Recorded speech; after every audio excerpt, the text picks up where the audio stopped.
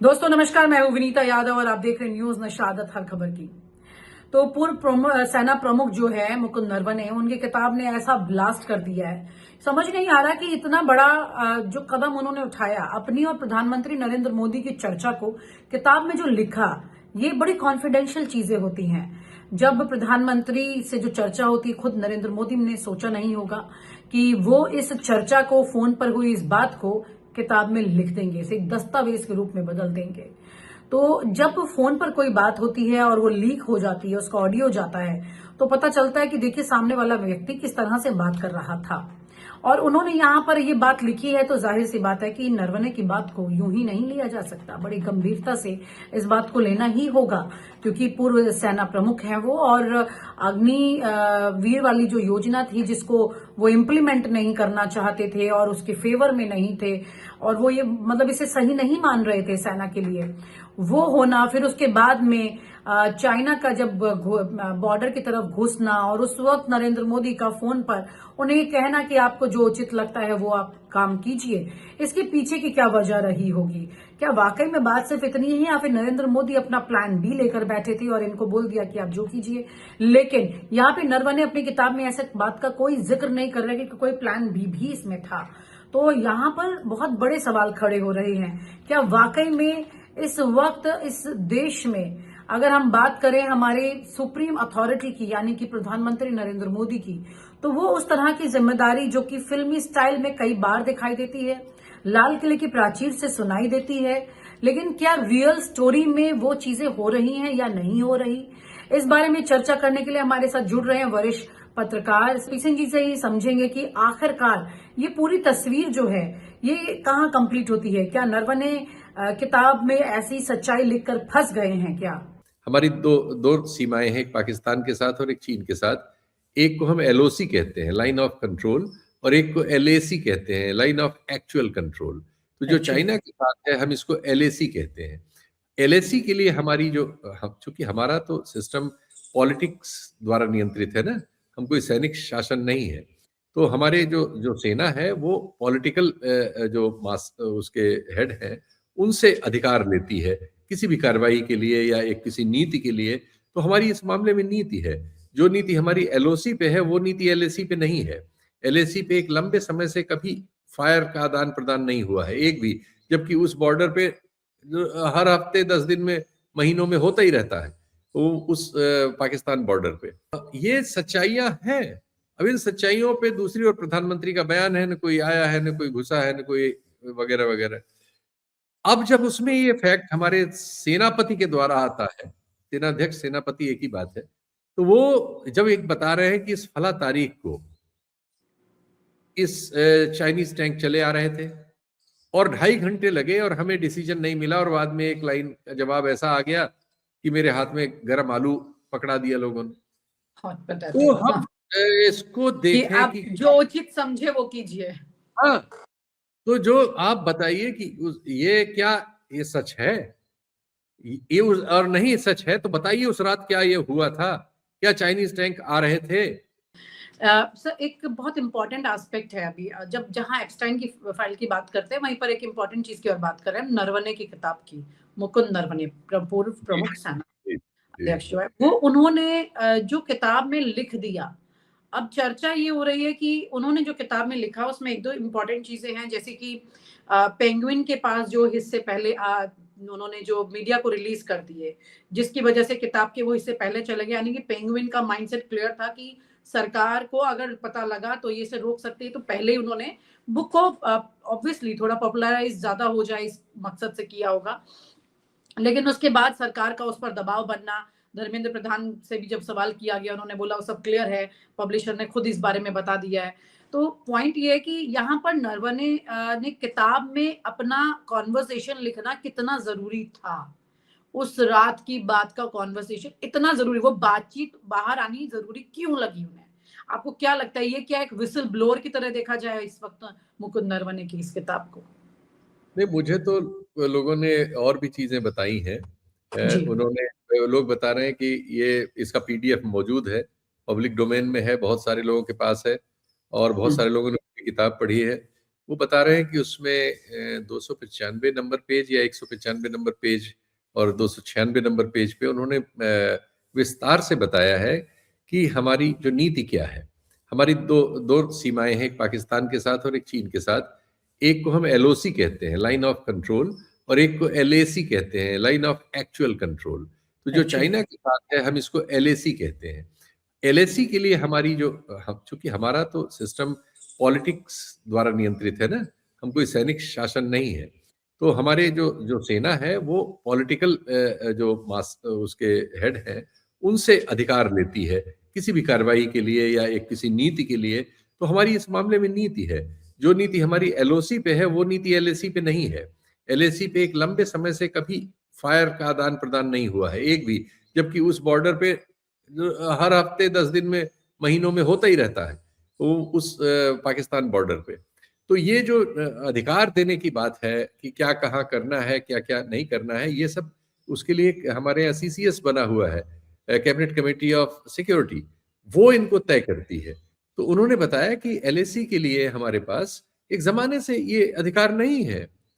और चीन से हम उस तरह से, हमारे विदेश मंत्री कह चुके हैं कि हम उनकी 1/5 इकोनॉमी है और ये कोई वाइज सवाल नहीं होगा कि हम उनके साथ पंगे लेते हुए घूमें, ऐसा हमारे विदेश मंत्री कह चुके हैं। तो ये भारत की नीति का एक थोड़ा सा, क्योंकि रक्षा के बहुत सारे मामलों में बहुत सारी चीजें पर्दे में रहती हैं और सरकारें उनको छुपाने की कोशिश करती हैं, तो इसलिए बहुत हम क्लियर पिक्चर नहीं देखते। लेकिन बहुत सारे विशेषज्ञ इस बात को हमारे सामने रखते हैं कि उस बॉर्डर पर, और बहुत सारी सरकार में रहे हुए लोग जैसे सुब्रमण्यम स्वामी वगैरह या बहुत से जनरल वगैरह ये कह रहे हैं कि इस दौरान जो है एक काफी बड़े भूभाग का, और वहां के नागरिक भी, लद्दाख के तमाम नागरिक, इवन जी। बीजेपी रहे सदर वहां के सज्जन, वो सब भी कह चुके हैं कि हमारा बहुत सारा ग्रेजिंग एरिया जो था, यानी जो भेड़ वेड़ हम चराने ले जाते थे, जानवर चराने ले सोनम जाते थे, वांगचुक तो सर दिल्ली तक पहुंच गए ना यही बात कहते कहते। तो मतलब उनके अलावा भी, मैं सोनम वांगचुक को चलो बहुत एक लोग। और कर देता हूँ कि उनको इन्होंने वो कर रखा है। वहां जो बीजेपी के पार्षद वार्षद रहे और नेता रहे वो सब भी कहते रहे, वहां से संबंधित आबादी के बहुत सारे वीडियोस हैं जिन्होंने ये सब बताया है सर कि मुझे उन एरिया। याद आता है, सॉरी माफ कीजिएगा मैं आपको इंटरप्ट कर रही हूँ, मुझे याद आ रहा है उस वक्त में 2020 में एक बीजेपी के सांसद ने पार्लियामेंट में बोला था ये। वो तो अरुणाचल के हैं, तापिर गांव या क्या नाम है हाँ उनका जी, तापिर गाँव, हाँ तापिर गांव। तो वो तो हाँ। सही है, उन्होंने बोला था अरुणाचल में कि कितना एरिया उन्होंने ले लिया है, बीजेपी के वो भी सांसद। 2020 की बात है। बिल्कुल बिल्कुल। तो ये सच्चाइयां हैं। अब इन सच्चाइयों पे दूसरी ओर प्रधानमंत्री का बयान है, न कोई आया है, न कोई घुसा है, न कोई वगैरह वगैरह।